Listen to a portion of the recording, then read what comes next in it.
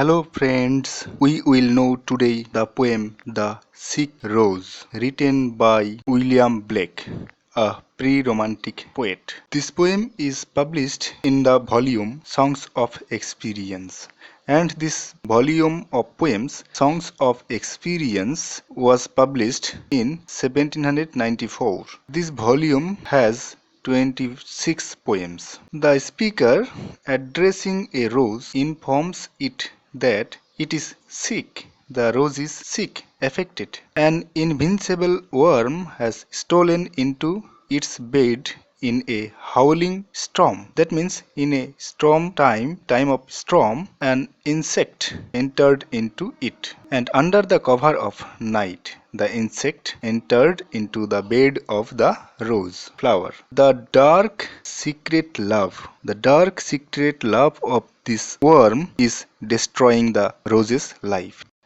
Now the text. O rose, thou art sick. That means you are affected. The invisible worm that lies in the night in the howling storm has found out thy bed of crimson joy, and his dark secret love does thy life destroy. The poem has two stanzas. One stanza has 4 lines, and the rhyming scheme is A B C B. Now analysis of the poem. While the rose exists as a beautiful natural object that has become infected by a worm, it also exists as a literary rose, the conventional symbol of love. The image of the worm resonates with the biblical serpent and also suggests a phallus.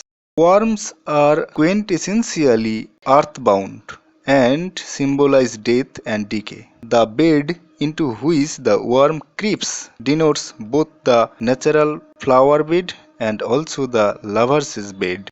The rose is sick, affected, and the poem implies that love is sick as well. Yet the rose is unaware of its sickness. Of course, an actual rose could not know anything about its own condition, and so the emphasis falls on the allegorical suggestion that it is love that does not recognize its own ailing state.